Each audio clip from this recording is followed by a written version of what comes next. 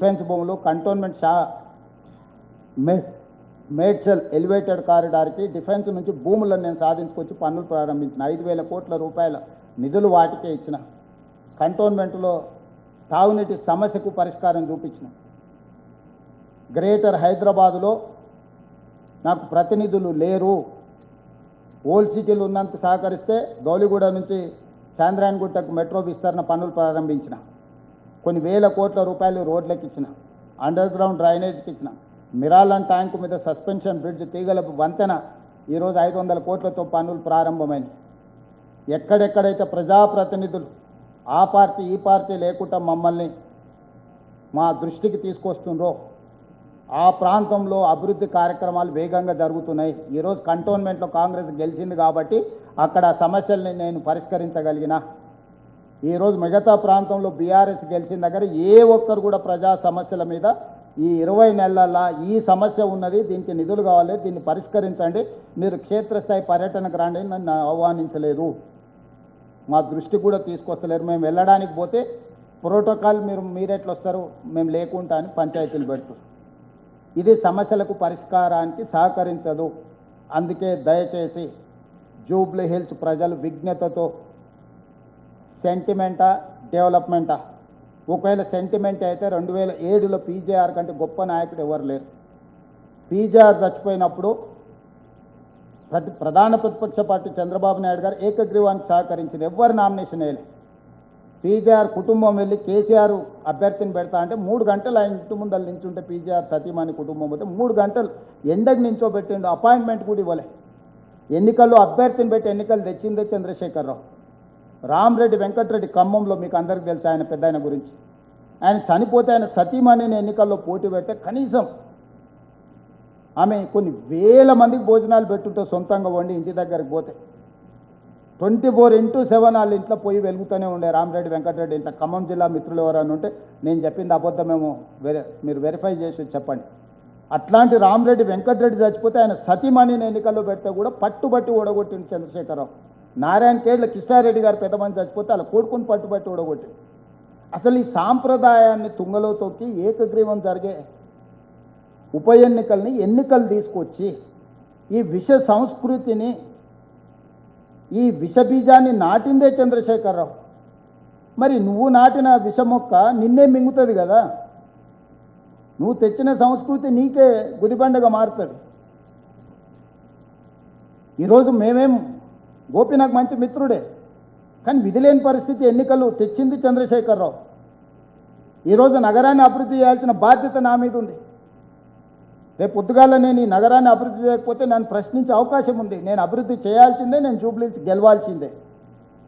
జూబ్లీహిల్స్ గెలవడం ద్వారా అభివృద్ధి జరుగుతుంది. ఇవాళ 30 మంది ఎమ్మెల్యేలు ఉన్నారు బీఆర్ఎస్లో, 36 మందో 37 మందో, ఎంతమంది సరిగ్గా లెక్క నాకు తెలియదు. కానీ వచ్చేటోళ్ళు పోయేటోళ్ళు అటు ఇటు అసెంబ్లీకి వచ్చేటోళ్ళు రానోళ్ళు లెక్కలు తీస్తే 30 పైనే ఉండు కదా.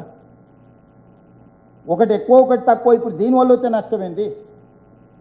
మాట్లాడండి. చంద్రశేఖరరావే మాట్లాడడానికి ఉండగా లేని మళ్ళా జూబ్లీహిల్స్లో కొత్తగా మాట్లాడడానికి ఎమ్మెల్యేలు ఎందుకు? ప్లస్ రకరకాల చర్చలు జరుగుతూ ఉన్నాయి. కేటీఆర్ గురించి అనుమానాలను గోపి తల్లే వెలిబుచ్చుతున్నాడు. ఇట్లాంటి విషయాలు నేను చర్చించదలుచుకోలేదు. కానీ ఇవన్నీ నేపథ్యంలో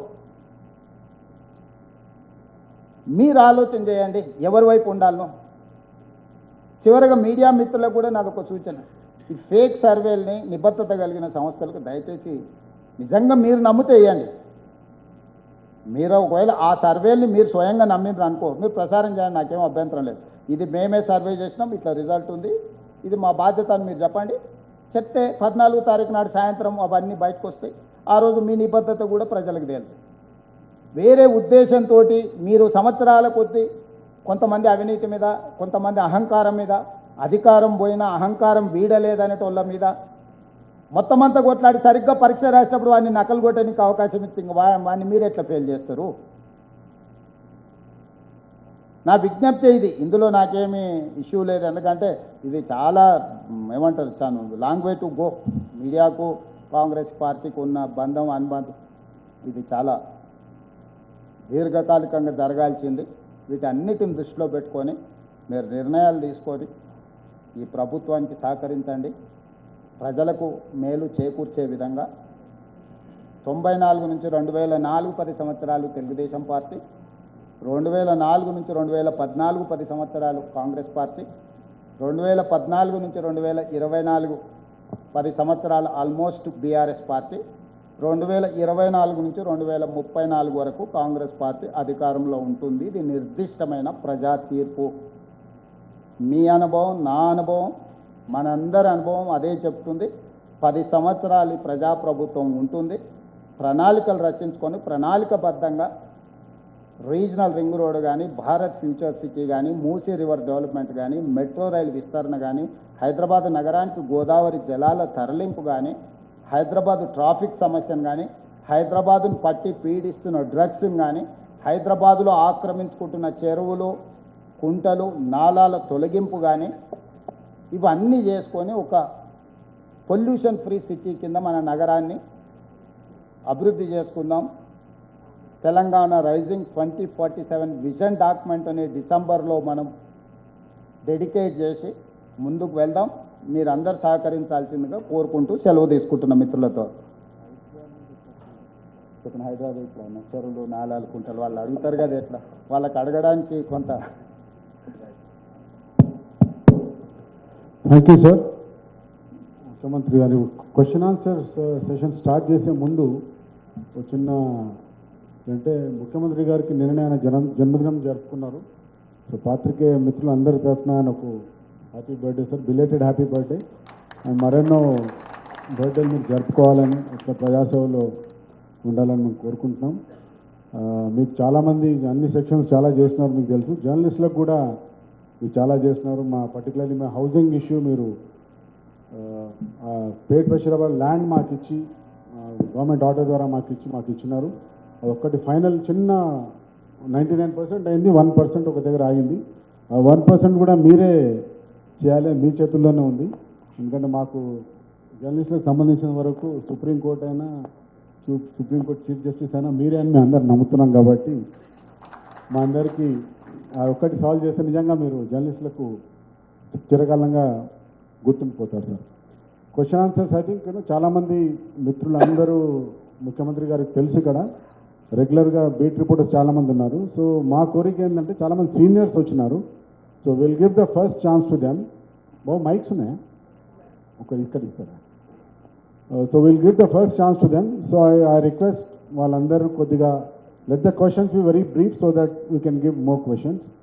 so we'll start with mister Nagesh Kumar sir, farmer నించోని చెట్టులాగా పోకండి, చేసి అక్కడ చేసుకునేది చూడండి.